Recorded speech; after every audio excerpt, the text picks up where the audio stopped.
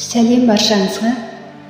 Мен өз туындымнан Мұқағалимен сырласу атты өлеңді оқып бергім келіп отыр. Мамырдың мамыражай ақ таңында жүрегім жырдан алқа тақпадың ба?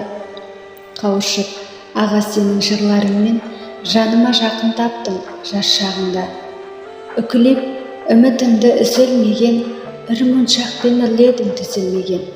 Мен саған майгүлім боп тіл қатамын, майгүлім, майда туған қызым деп ең.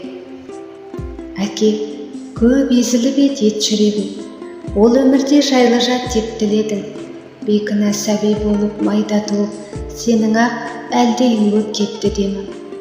Мұқа, мен сыр айтайын фариза боп, бізді сізден айырды фәни жарық. Мен өмірдің базарын араладым, жарамсақ жақсыларға жари қалып.